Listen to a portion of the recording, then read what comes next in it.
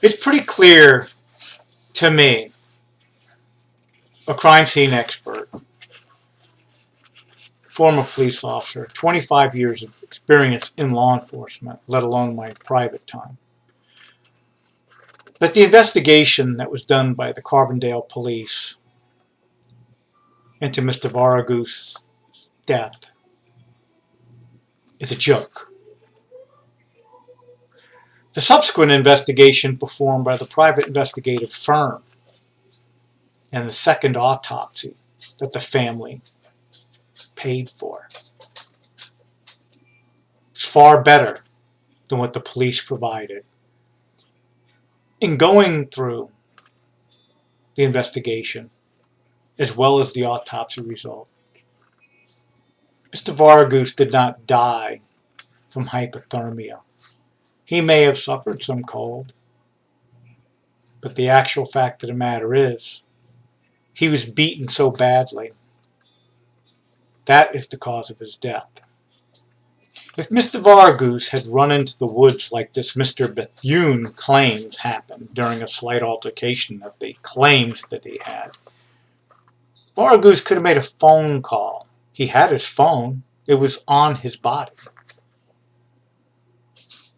Unless he was so injured, so badly, or unconscious, or almost dead, that he was unable to use that phone. So how is it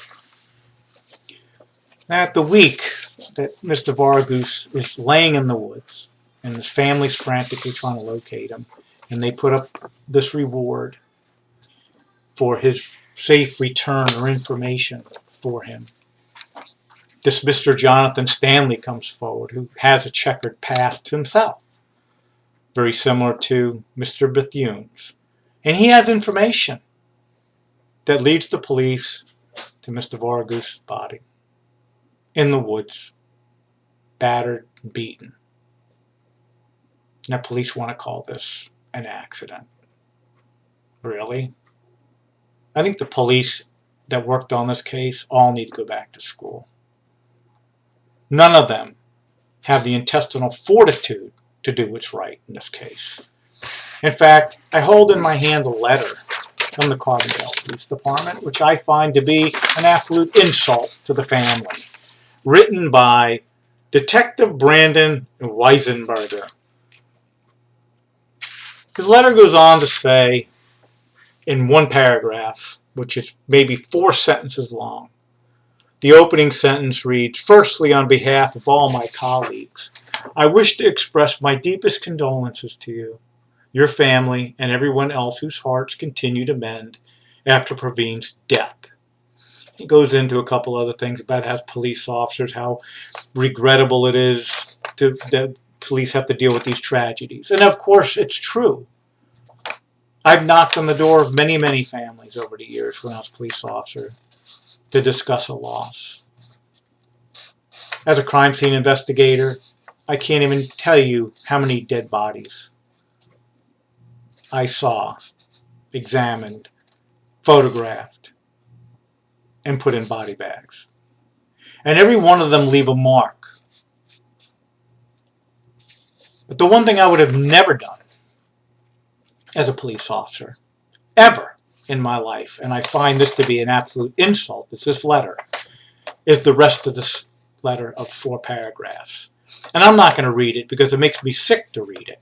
But I will tell you that throughout the next 4 paragraphs, Mr. Detective Brandon Weisenberger seems to think, through every little bit of twisting and turning that he can, convince the family that Mr. Stanley is entitled to some reward money that the Varughese family put up.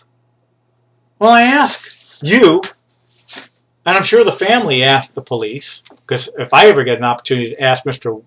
Weisenberger, why isn't Mr. Stanley a suspect right along with Mr. Bethune? Because how did he get the information he got that put the police in a location where the body was found?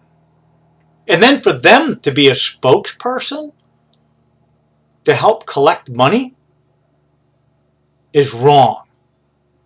I don't know what kind of ethics they teach at Carbondale Police Department, but this is a joke. And it's a sick joke. And those of you in Carbondale should be offended that your police department behaves in this manner. Because as an archangel of justice and a former police officer with over 25 years, it makes me sick